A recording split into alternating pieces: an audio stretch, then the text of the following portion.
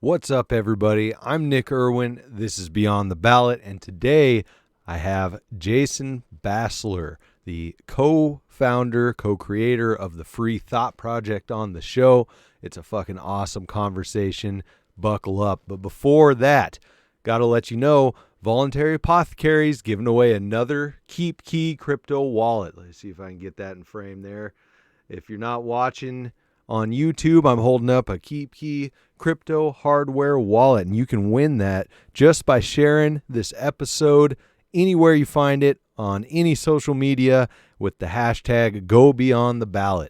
So remember to like, comment, subscribe, share, turn on that bell notification on YouTube, all that shit. Do that, and you will have a chance to win your own Keep Key crypto hardware wallet from Voluntary Apothecary. Thanks, Voluntary Apothecary, for sponsoring this giveaway. Also, real quick before we get in the show, got to thank my super supporters, Maxwell, Dave, Dennis, and Chuck. They're super supporters on Patreon. And Dave, Dennis, and Chuck are all producer-level supporters of Beyond the Ballot as well. Thank you guys so much. I couldn't do it without you. Now enjoy the show. Beyond the Ballot is officially sponsored by Project Sparta. Now's the time to get healthy and in shape. Greg Papanicholas is going to get you there with personalized meal plans, training, group support, and tons of amazing fitness and motivational resources and knowledge, including the Project Sparta Facebook group. You can go to projectspartacoaching.com and learn more about Greg's work and get started on your path to health. In this crazy world we're living in, our health is more important than ever. Get up, start learning, communicating, and training. One of the most important and often neglected things in life is your physical health. Get to projectspartacoaching.com now and get after it. Shout out to Voluntary Apothecary. Voluntary Apothecary is here to fulfill all of your beard care needs. They carry beard oil, mustache wax, beard butter, and more. I only use their beard care products, and I love them. You can check out their amazing products at voluntарyapothecary.com, and listeners of the show can take 10% off your order with code BEYOND at checkout.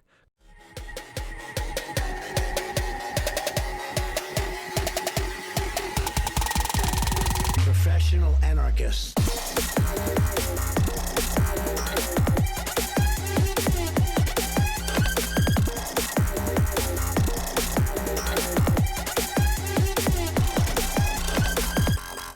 You're getting paid? We are back for another episode of Beyond the Ballot, and today I'm here with Jason Bassler. What's going on, man?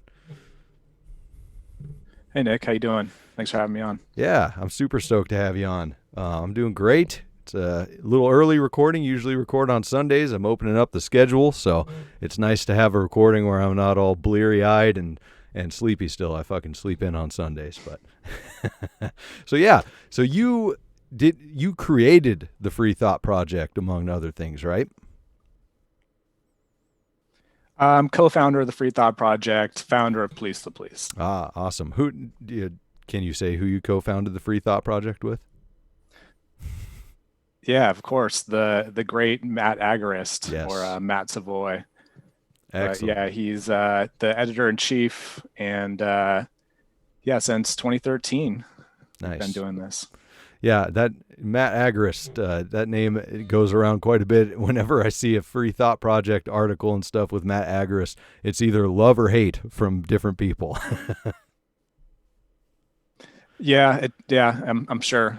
That sounds about right. Yep. Well, tell me how you got all of it started. Like, where did you guys dream this up, and how did you get the ball rolling? Sure, man. Yeah, so it all kind of started more or less when I started paying attention around Occupy Wall Street. I think the iPad just came out around that time, and I bought one of those and started finding myself spending way more time on YouTube and just reading up on current events and things that are going on. And next thing I know, I'm going down this rabbit hole of trying to figure out what exactly is going on with Occupy Wall Street, because that was like 2011, I think, somewhere around that time. And that was kind of like the big event for that year as far as like activism and whatnot. So I kind of realized at that point I didn't really have like a political philosophy or any type of ideology when it came to this type of information. And I kind of realized very shortly after Occupy that wasn't quite my path. I think I started catching on to a few outlets like InfoWars and Ron Paul and whatnot. And so it more or less led me in that direction. I started learning more about natural rights and anarchism and libertarianism and all that stuff, and it seemed to resonate with me a little bit more. So I started making Facebook pages, Tumblr accounts, Twitter accounts, and sharing information. I was really excited, really enthusiastic about everything that I was learning, trying to absorb as much information as I could from different sources, but more or less kind of leading me down the world into libertarianism and anarchism. And I started making Facebook pages, Tumblr account, Twitter account, just trying to get out there on the online world. I was doing some protests as well, but it didn't seem as fruitful to me. It seemed like it was standing on a corner with like a sign wasn't really necessarily going to be as effective as trying to reach people online.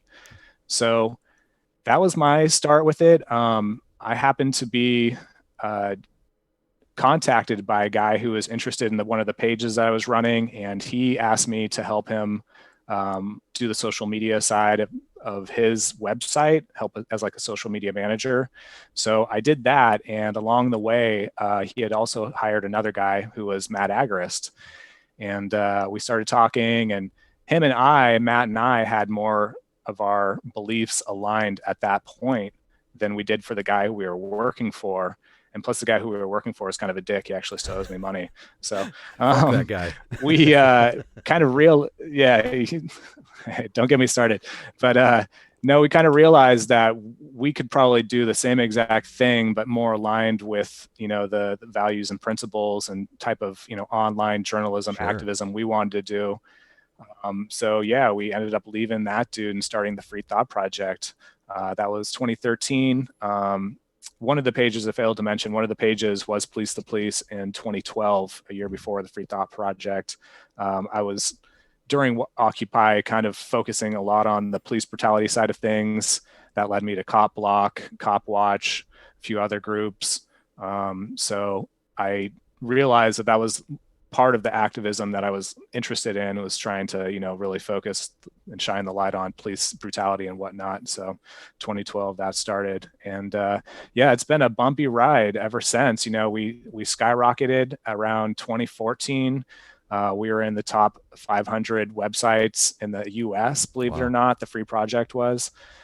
And there was a huge hole in the market for libertarian flavored police accountability information. So we filled that niche, and we quickly found a lot of success. We were able to save a few bucks, hire a few people, and we brought on a team shortly after. So yeah, like I said, it's been a bumpy ride ever since. We've had a bunch of writers, we've had to let people go, do the censorship and stuff. So yeah, man, it's been quite the journey. Yeah, that's it. That's really interesting. So what kind of Facebook pages and Tumblr and Twitter and all that kind of stuff were you starting before you really jumped in? More like local based activism and stuff. So I was also campaigning, doing some help with the Ron Paul campaign in like 2012. Like I said, I kind of found Ron Paul through the Occupy Wall Street movement, oddly enough. And I was doing banner hangs and just helping out with them. So it was more like local stuff. There was also March Against Monsanto, like Say No to GMO kind of stuff going on in 2013. And once again, that was, excuse me, I think that was 2012 as well. But once again, I hadn't quite refined my ideology at that point. So, right now I wouldn't ask the government to ban GMOs necessarily, but at that point in time, it didn't seem like it was a good idea as far as I was concerned. So I, got behind that whole movement. And actually, me and the founder of the Anti-Media, Nick Burnaby, were a big part behind the March Against Monsanto movement, helping the founder, Tammy. So yeah, it was just little stuff like that. I also had a page called Get Involved, You Live Here. That that got taken down during the purge. I also had V is for voluntary, which a lot of people don't know. That was my page as well. And both those pages, I think collectively, not mentioning our other pages, but just those two, I think had like around a little less than 500,000 fans. And yeah, both those got taken down during the purge. So. Well, yeah. Which one though? There's been so many purges. This was last year's purge, or was it this year? It was 2018. So it was right after Alex Jones had got the axe and a few other people. But I think at that point, that term was going around a little bit, but for whatever reason, it kind of stuck to this one because I think it was roughly 850 different accounts and pages that got taken down, and they were all primarily anti-establishment, mostly right-leaning or anarchist-leaning, few lefties. But so as far as I know, that was kind of like the big purge. But I mean, you're right. It's happened so many times at this point that it's hard to kind of keep track of all of them. Yeah, and I think you're right. It does seem to target a lot of the same groups. Definitely anti-establishment, and I think they go after more conservative much more often. But I wouldn't lump, Police the Police and Free Thought Project in with a conservative bend by any means. But yeah, it's weird how they do it because they have, in my opinion, the big tech companies have their agenda that they're following, and then it feels like they just kind of grab on to other people that have big influence. It's either because it's a threat or because like anti-establishment threat, or to make it look more legitimate. Like, hey, see, we didn't just purge the righties. Have you been able to appeal, look further in, see exactly, did you ever get a reason, or did they just take it and that was it? When they took it down, there was a banner at the top, and they gave us 3 reasons, which, mind you, applied to all, 850 people who also lost their pages and accounts. So who knows really like what applied to us? But they said 3 different things. They said inauthentic coordinated behavior, which I guess means like we're networking too much, we're sharing too much within our own groups, or there's some kind of like click farms. I don't really know. And this is also, mind you, during the whole Russian voter interference hysteria as well. So that was kind of laid on the top of it. So it was the first one there. The second one was fake accounts. They claimed that we had fake accounts. And look, like at that point in time, that was like new into Facebook's policies where you couldn't like have multiple accounts. And I had one for years because I work on Facebook. Like, how crazy these people are with their algorithms and poorly coded AI that like you get dinged for nothing. So it's like, what, I'm going to spend, 30 days without posting to my, Facebook page, which brings in me and my family money, So of course, like I didn't have a fake account. I had a second account, which was my first name and my middle name. And I felt like, hey, I'm not like trying to game the system here. It's just like a, insurance policy more or less. And then the third one, and this one's kind of the most confusing to me, was spam. They said it was also a matter of spam. And of course, that word is defined differently in different parts of the internet. So, back in the old days, spam was like if you're getting 100 emails from the same person or something, but like to Facebook, it's a whole number of things. And it's kind of like a broad umbrella where they could selectively apply to anything, really, Sure. So, yeah. That was the reasons that they gave us, and we tried to appeal. They never responded to any of our appeals. And for a while there, like admins still had access to the page, but now it's gone. Like they completely deleted the whole back end of it and everything. So yeah, that 3.1 million fans that we had on the Free Thought Project gone. The 1.9 million fans that we had on Police the Police are gone now, and we've also been, since 2018, we've also lost several pages. So we're on the Free Thought Project 4.0 now, and Police 3.0. And we're just going to continue to, number them as they take them away from us and kind of keep track and tally. And as of Saturday, they actually took down our Free Thought Project group as well. So 37.3 thousand fans gone there as well, which we've had for a couple of years now. So it really never ends with these people. Like every day it's some kind of new shit show fuckery that you have to deal with, and it's exhausting. Yeah, it really is.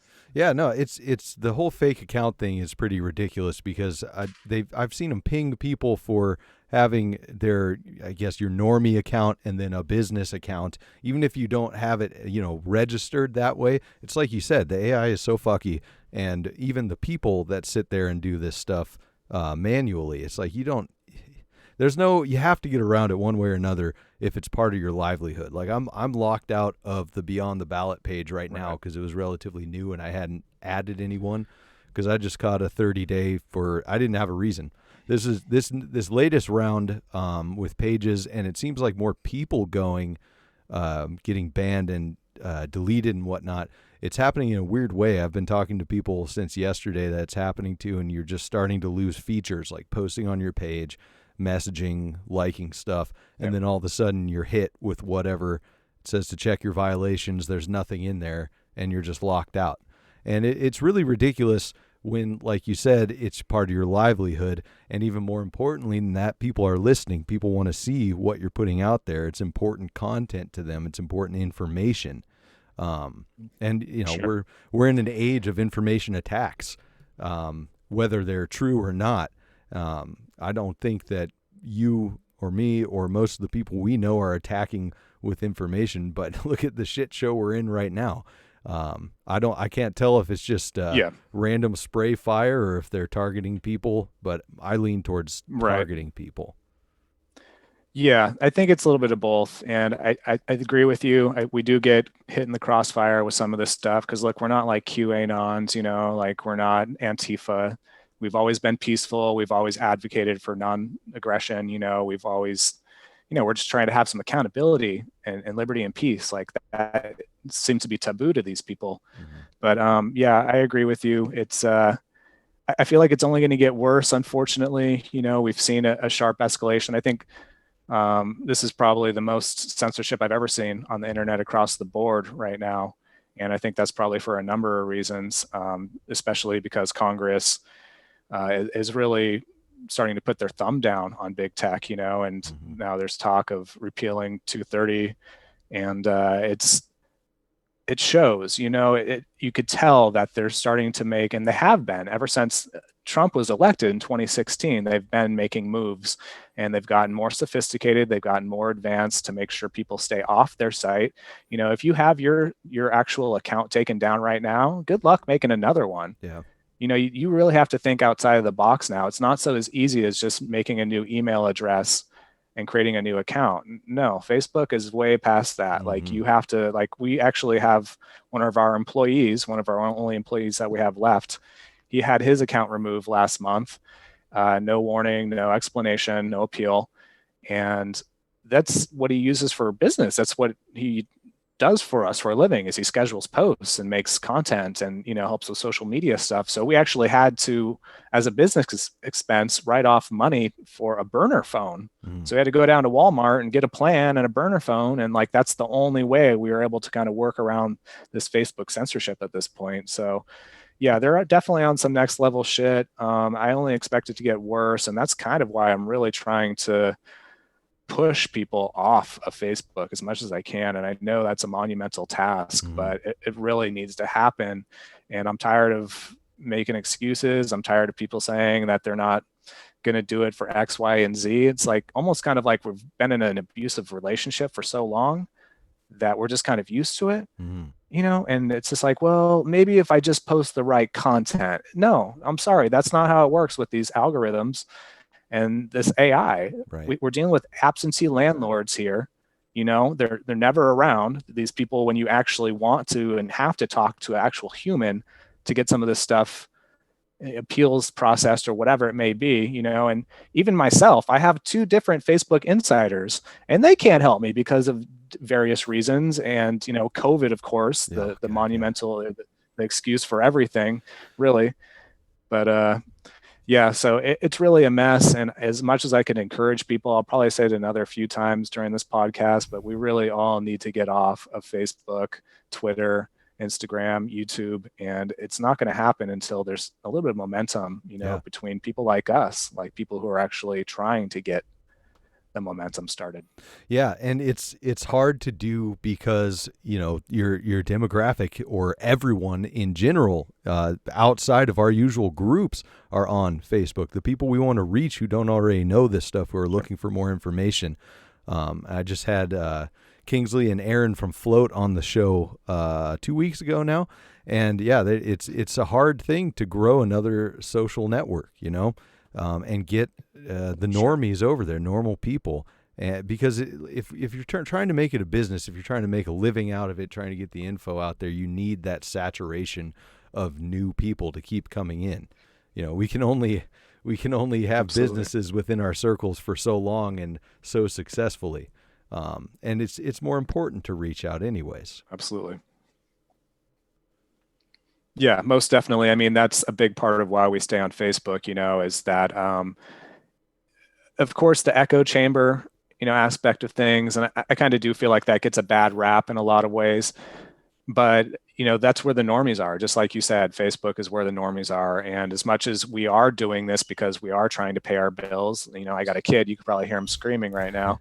I have a house, I have things that I need to pay for, and I would like to do this full time. I think that, we put out enough value to do it full time, but, we have to make money, and it's not just about money though. It's like, we're trying to actually wake people up. We're trying to do these exclusive stories with people who reached out to us and had a negative experience with police, and have documented proof of it. And, that's what it's about for us. The money, unfortunately, is a side effect that we have to deal with just to do this and exist. Sure. Yeah, absolutely. What are you liking as far as alternative social media to bring your projects to? What have you found to be like a really solid site? Because Float is awesome. I really like the creator focused aspect of that. But what else have you found? Yeah. I'm really glad that you asked me that, and I'm actually really glad that you had Aaron and Kingsley on as well. They're great people, and I love what they're doing with Float. And I hear that Kingsley has some big plans and ideas to how to expand that and make it a little more user-friendly and whatnot. So I'm really looking forward to what they could do over there with that. But for me right now, and check it out, like I use 13 different social media platforms every day. I post on all of them every single day. Okay. So I have a pretty good idea of which ones are working, which ones have momentum, which ones are easy to use and navigate for, like we talked about, normies. For me right now, it's MeWe. It has the most momentum. It has the most growth. There's, as last I heard from last month, there was 9 million users. I'm sure that's, gained since then.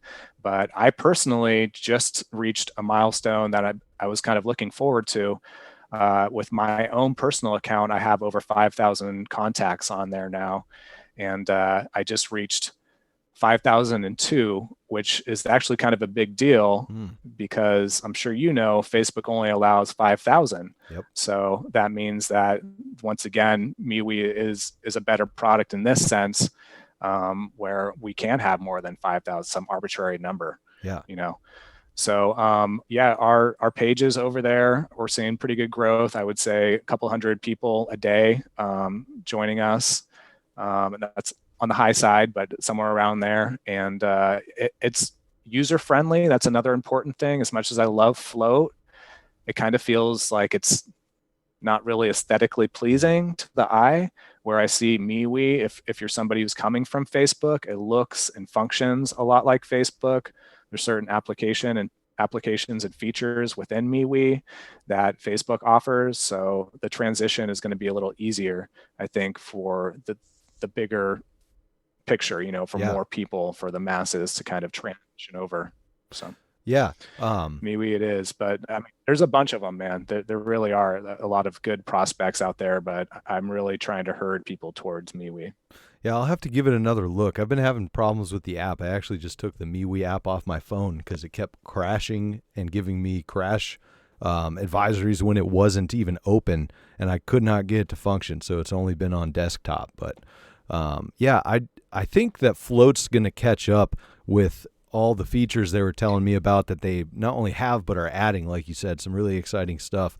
and probably more so for content creators. If they can figure out how to get the content creators to bring all of their audience, that'll be really great. And it sounds like they're on the road to that. Right. I'm going to have to look into MeWe more, though. And it's those Facebook features, you're right, that people want to see if they're leaving the most popular platform out there. And I think that's going to be really hard for alternative social media to really capture if they don't embrace the evil and make the addictive, the serotonin traps or whatever it is, dopamine traps. I don't know if they're going to be able to compete with that. Right.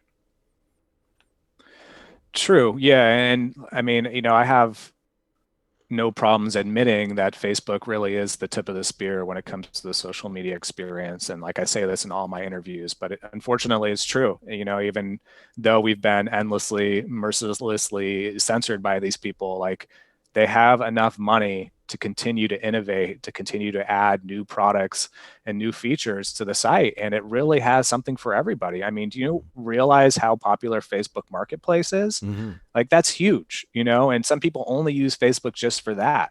Like they don't care about Messenger. They don't care about the news feed. They don't care about groups. They don't care about the 100 other things, invites and vets, like all those. I mean, there's so many things that it does make sense that they're the king of social media. And I get that. But I think a lot of people, even normies, are getting censored and having their accounts banned and losing their groups or whatever it may be. And people that they're not even posting anything ideological. They're not even posting anything politically related. It's just these algorithms are so horrible that, they end up losing it. They can't contact anybody from Facebook and they just had enough. So I do think that it's probably going to take more because unfortunately, there's a lot of people who, are deeply embedded into the whole Facebook ecosphere and what it offers. And not only that, they've invested years of their lives, right, posting pictures, videos, memories, and stuff. So one cool thing, and I can give a plug to Float, is I just saw that they actually have a feature where you can transfer all those pictures, all those things over to Float, which is a wonderful feature. And I think all of the alt social media platforms should probably have that to kind of entice people to leave and be able to transfer all their, cherished memories or whatever that they have. Yeah, absolutely. Yeah, it's the features too. And even if it's not a feature, I don't know if I want to say the communities, but the things that are on Facebook, I guess it's a feature now, but like finding news on Facebook, there's whole, you can just click if you want news, and hopefully you guys can corner that in MeWe or get started, really bringing an upswing in that news feed. Maybe if they had something like that, because I know a lot of people do watch the mainstream media still, Fox, CNN, all that stuff, but you can find so much more in depth as far as articles and videos that they're not playing on TV just through your social media now. It's insane. And the information that's going through, that needs to be another feature that goes there as well, of course. I kind of wanted to circle back towards the beginning of the conversation when you said that the street protests, being out there and doing that stuff, didn't really resonate with you, and the online movement did. I thought that was really interesting because looking at the way things have progressed since then, I think you definitely made the correct choice. We're looking at all this crazy shit going on in the streets for hundreds of days now in places like Portland and whatnot, and they have on and off throughout the years. And I was just thinking while you were saying that, what actual difference are those things making besides just destruction? I don't think that's swaying anybody to a better state of mind or to a better opinion. Whereas, the internet, people doing things online, putting this message out there, obviously is so much that even the government is feeling threatened by it.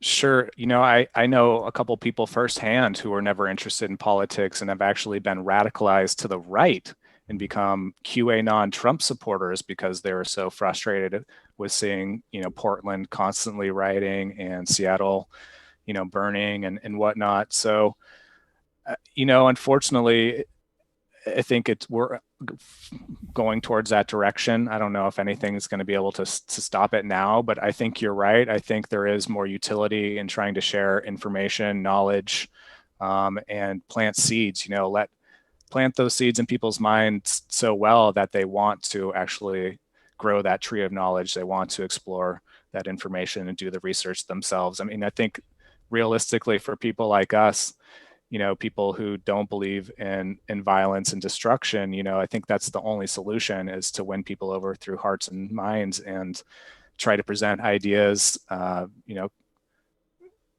in a clear enough fashion that they could grasp onto them and actually try to want to understand them. And I think, unfortunately, we're going in the opposite direction, where we see people, taking violence to innocent people and just destruction. I mean, I'm okay with obviously burning down the police department, but I don't want to see any private property damage. I don't want to see innocent people hurt, and it's very much going in towards the tribalistic mindset, and that's certainly frightening to me. I don't want my son to grow up with constant unrest around the country. I'd rather have these conversations online and share these ideas and try to have intellectual integrity enough to be able to absorb other people's opinions and then maybe articulate my opinions in a well enough fashion that, hey, maybe we can meet someplace in the middle. Maybe they could learn something. Maybe I could learn something,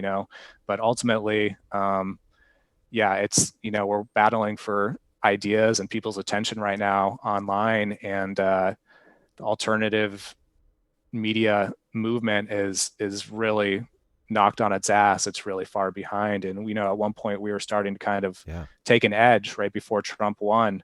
And I was just going back earlier today and looking at screenshots from 2016, 2017, we were reaching like 50, 60 million people a week on Facebook, and I think they didn't realize how much power we really had to influence, and not only influence, but just try to educate, try to help people understand, what they were doing with this, with their voting and, within the system and whatnot. And I think that was a threat to them. And I think that was a big reason why, we saw the whole Russia narrative. We saw the whole fake news mantra being paraded around, which gave big tech companies, both of those gave them carte blanche to basically implement any type of censorship they wanted, and have done so. And the media is still calling for more censorship. And, there's still, Facebook's ripe with misinformation. I mean, they're never talking about the censorship aspect of this.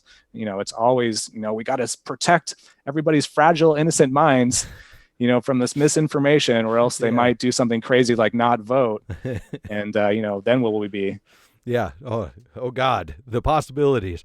But no, I agree. I think the fight for information and to keep getting information out there and enlightenment is extremely important. I think we're caught in the crushing cycle of history.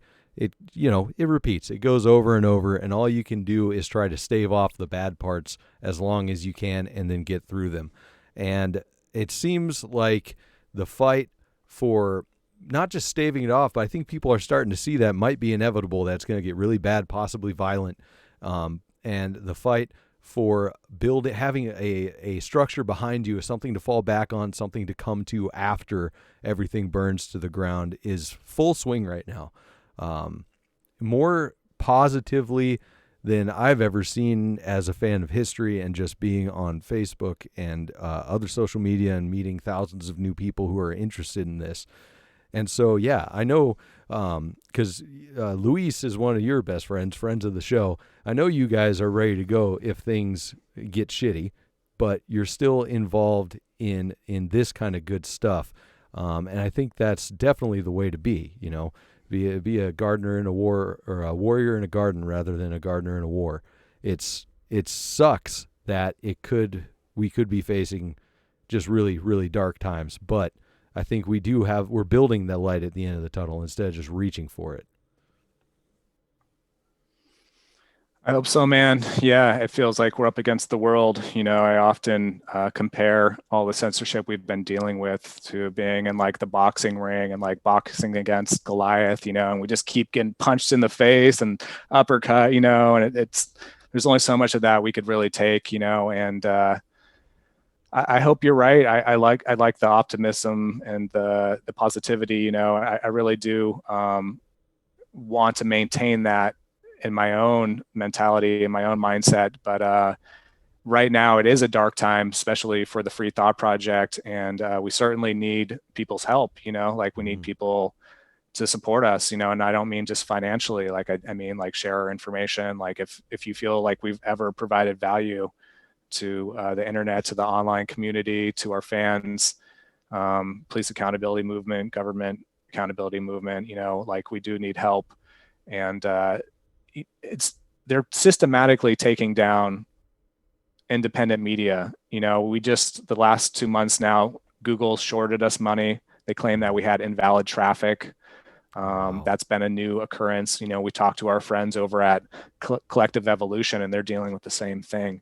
So there's on multiple levels. It's not just the Facebook censorship and the fact checking and smearing and slandering and all that. I mean, this is on multiple levels. They're really trying to take us down.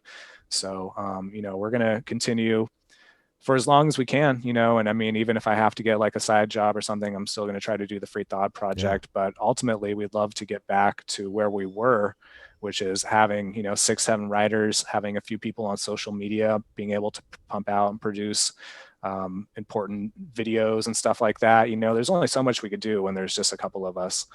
So, sorry to go off on a little tangent there, but I feel like it is a challenging time for sure. And I do believe, it is the age of information, but as much as that was starting to flourish, they've also, like the Empire Strikes Back, like they literally cut us off at the knees. So I think not enough people understand that. I don't think within the libertarian, even conservatives kind of get it to a certain extent, but I don't think they understand that it's not just them. Like it's the people who are anti-establishment, they're libertarians, the anarchists, and say what you will with political identity and all that, like maybe they don't care, but I don't feel like even people within our own movement really understand like how dire the situation is right now. Right. Well, I think the thing that hit me the hardest from censorship and whatnot personally was when they did the big Boogaloo page and Boogaloo group purge, because that was a movement that was connecting people who were ready to get to work, we'll say, if things needed to be worked on. And it was amazing because you just had thousands, hundreds of thousands of people all on the same page for the most part. We just want to be left alone, and we're willing to fight to be left alone, sharing ideas, gear, anything, training, all that kind of stuff. And then one day it's all gone. I had a group with, 10,000 people in it. I was in Discord servers and stuff like that, and it's just gone. And I haven't seen hardly anybody other than my close friends who were in there from those groups since. And then we start seeing, like in Minnesota, I believe it was some people that I'm sure you and I have rubbed shoulders with online get arrested for supposedly trying to send weapons to Hamas, and then it turns out it's an FBI sting operation. You see Christopher Ledbetter in Oklahoma get raided and charged with federal explosive charges for having fucking fireworks in his houses. You see Duncan Limp, all this stuff. And so they cut off your communication and then they take you out. And that's really scary. That is a dark time. And it's hard to find alternative ways to keep communicating. Sure. No, there's no such thing as just being left alone on Facebook, unfortunately. I wish that was the case.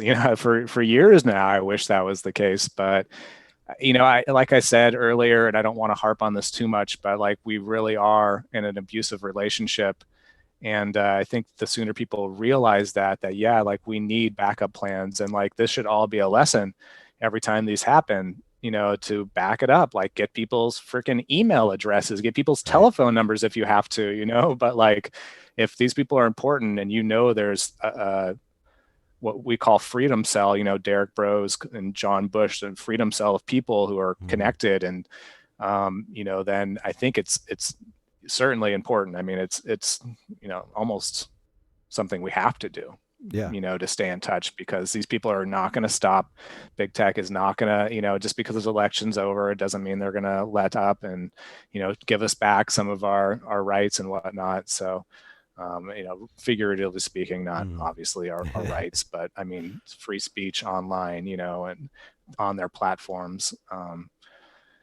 So yeah, man, it's a challenging time for sure. And I think we need to navigate accordingly. And I think it's important that we decentralize. I'm going to continue saying that I think the last thing we want is government to be involved in the whole process of content moderation. And we were going to see even more censorship, and more bureaucracy and more bullshit than we already do. So a part of me wants to believe that Facebook's been making a lot of these moves because they are trying to appease government and try to stay out of, under their thumb. And, as much Zuckerberg keeps saying, he does want more regulation, I don't really think they do. I think they want some kind of guidelines, but ultimately, I think they like having the freedom that they currently have, and also how many people justify what they do because, quote, they're a private company. Right. So they also have that kind of shield that they wrap around themselves. Yeah. So yeah, man, decentralize. We got to get off. Yeah, decentralize here and, beyond everywhere. I think that's the big answer, because that's, like you said, the overlap from Facebook, from social media into government. They're calling the shots. They're not waiting for laws and stuff to tell them what to do. They're influencing this stuff. And I think it was on Behind the Bastards, amazing podcast.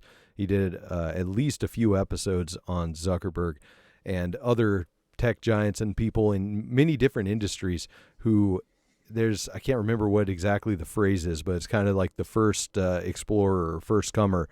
You find something, there's no laws for, and maybe it's unethical, but you do it and there's nothing there. And then all of a sudden you're just so powerful, and that's what they're doing. But, it's the system clearly isn't working. Look at this fucking election limbo we've been stuck in for the last few days, and all the trash that's going to come out of it, and legal battle over who's going to be the next master and whatnot. I really like seeing the extremely ramped up talk of secession and balkanization, and that style of decentralization that could help on so many levels, but it's going to be a harder fight. Not that decentralizing social media isn't a hard fight. It's going to be multiple fronts is the thing if we're going to decentralize. Sure. Yeah, and until we have some kind of way to broadcast our ideas that's as effective as the mainstream media, you might as well forget about it, because although we do need small numbers to make big change, of course, mainstream media owns the narrative, and once again, they're starting to lose that. But as of right now, I don't see that as being a reality. There's just no way to organize. There was a way, it was called Facebook, but now that's a complete shit show. There's no way to organize, communicate, share ideas. And that's, to me, like I was saying earlier, I think that's the positive of these echo chambers that we talk about, is like, nobody wants to get stuck in an echo chamber. Well, fuck, if that means we're actually making progress, moving the ball forward, right, trying to gain back some liberty and peace and accountability in this world and within government, then shit, I want to be in an echo chamber. I want to strategize. I want to theorize.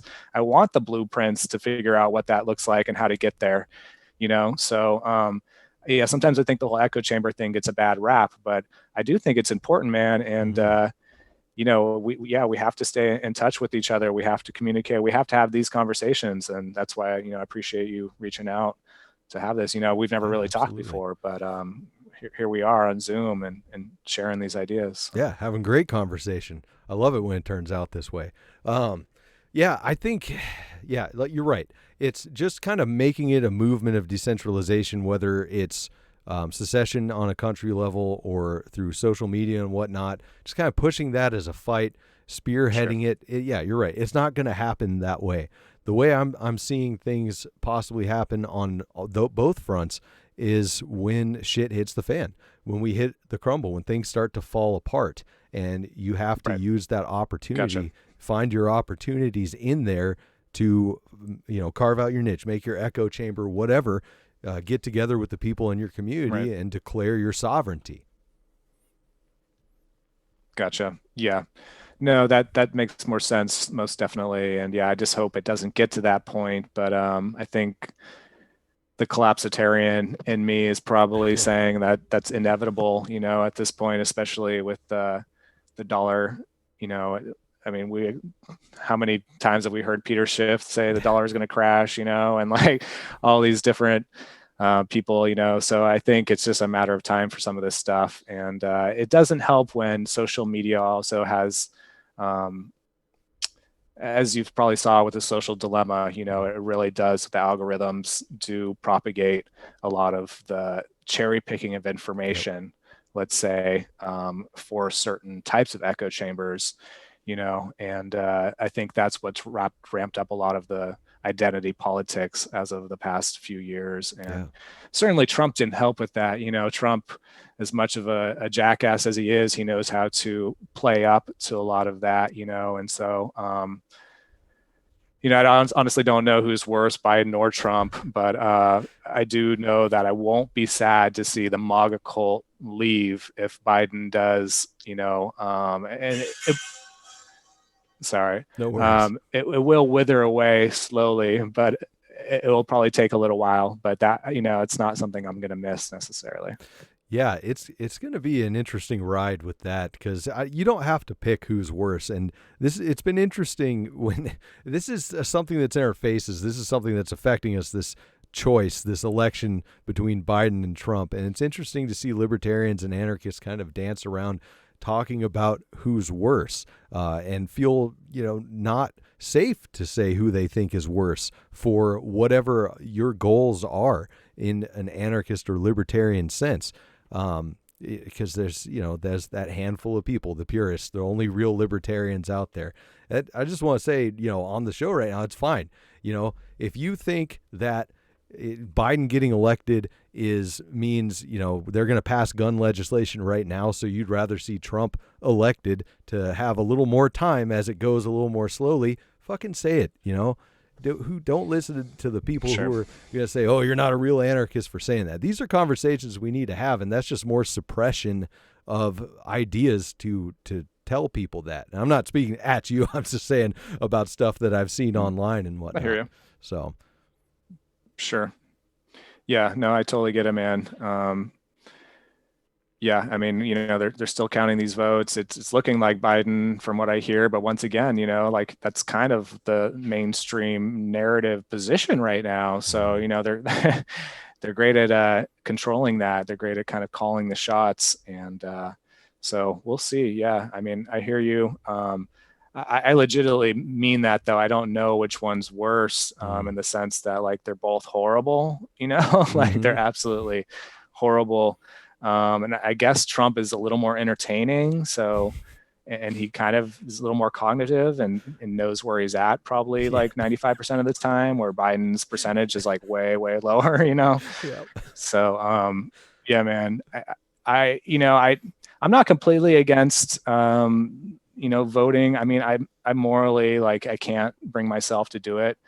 But I understand why people do. I understand that prong of trying to go down the political route for freedom, like I get that. I'm kind of like a multi-pronged approach kind of guy.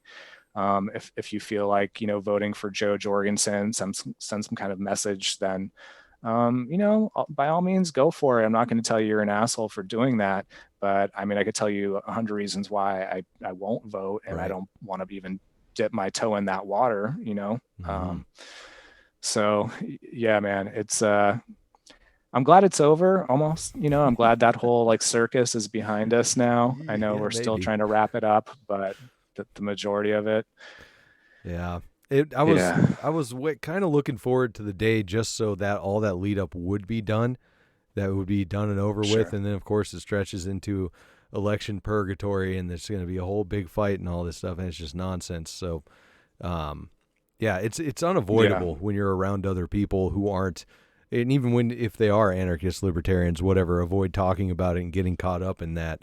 But it's a good time now that it's kind of in the boring litigation part. It's not as entertaining to, load some magazines, make sure your plate carrier's good, write some articles, all that kind of stuff. There's a lot of other stuff that people could be focusing on right now. Take your mind off it if anybody's listening and you're sick of it too. Because that's what, I mean, really, that's what we need to keep doing. It's just a distraction up to that. I always compare voting. I just call it political masturbation, because it's all this big lead up of conversations and doing stuff, and then it's nothing. It's just done, and it doesn't matter. Yeah.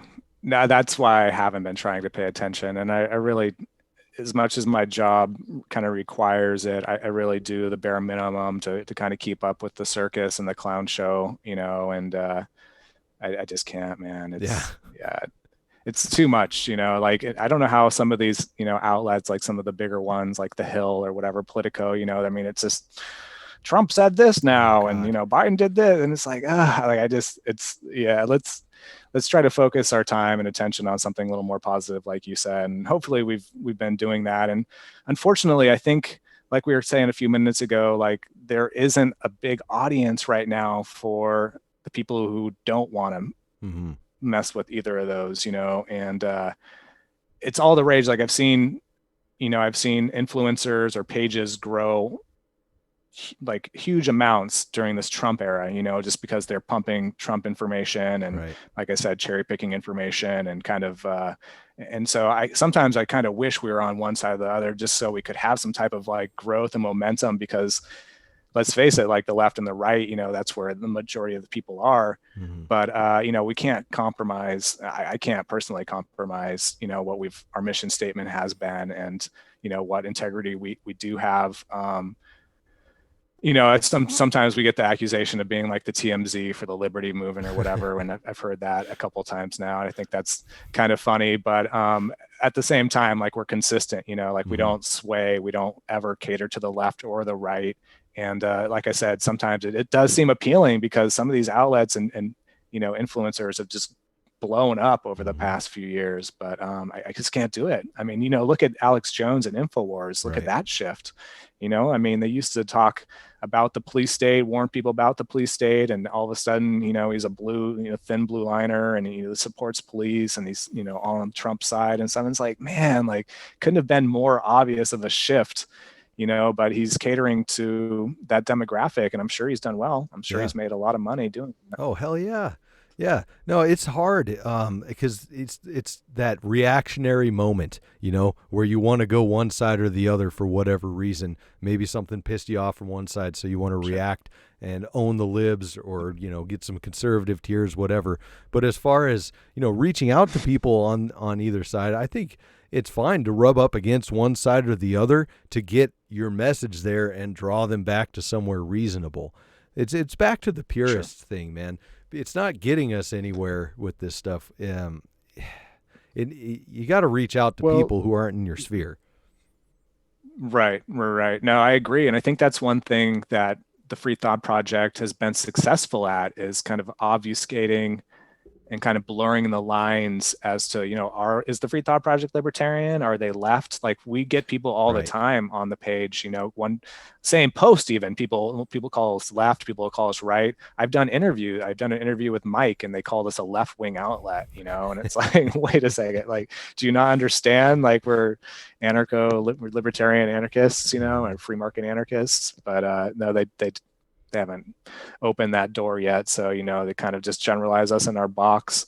But I think that's important, like you said, because sometimes people could just see a label or see a certain word. And it's like a dog whistle, all of a sudden they hate it. They don't want to explore that idea or that concept. They won't even click the link, Right. But if you could kind of blur the lines a little bit, and present the information in like kind of a not necessarily a biased way, then they're more apt to accepting it and maybe even entertaining some of the philosophy, within the article. Absolutely.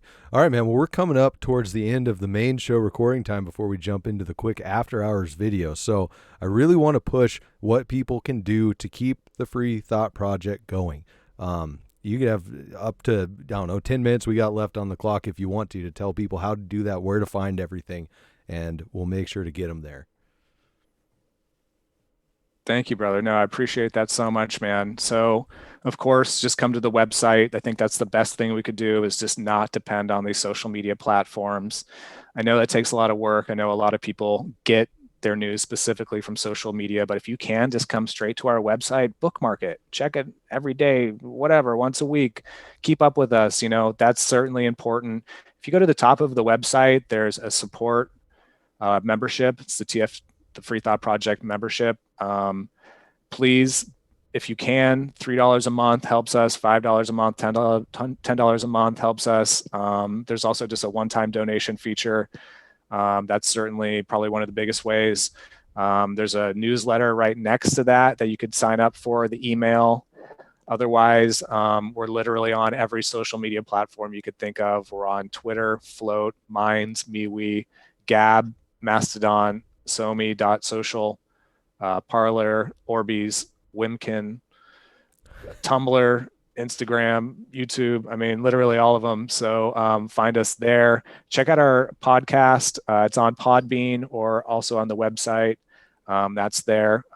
Follow mine, Matt Agarist's Twitter accounts. We also have on a lot of these, Minds, MeWe, our personal accounts there as well. And yeah, more or less just start using these alternative platforms, because we're not wanted. We're going to keep dealing with censorship. You're going to keep getting punched in the face and complaining about it. It's time to stop complaining. It's time just to move over to these different platforms and use them once in a while. I'm sorry to hear you had that experience with the MeWe app. I actually don't use the app very often, so I'm surprised to hear that, but I use it mostly on desktop and it's like smooth, man. Like nice. I never really have any problems with MeWe. So, but otherwise, yeah, any type of support, even if it's just like a message to us telling us that you support us, that helps. We pass the screenshot, pass them around the group that we have. So yeah, I mean, any type of support and help is wonderful, and appreciate you having us on, or having me on, Nick. Yeah, it was a great conversation. Loved it. And I'm 100% sure that at least 90% of people listening to this have been affected by the Free Thought Project and Police the Police. So take that to heart, what Jason's saying here. Go to the website, check this stuff out, support them, because they've supported you for a long time. So get in there and help them out. And let's jump into the after hours real quick. I'm just going to ask you a couple extra questions for the patrons. And that was great. Sure, that was a great conversation. Enjoyed it. Everybody stay tuned for the after hours. You know where to find it, patreon.com/Beyond the Ballot. And we'll see you next time. Beyond the Ballot is sponsored by Project Sparta. Go to projectspartacoaching.com now to learn more and get on your path to health.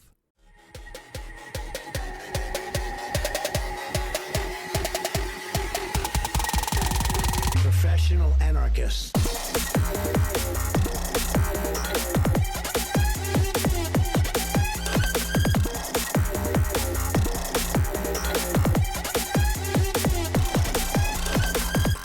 You guys are getting paid?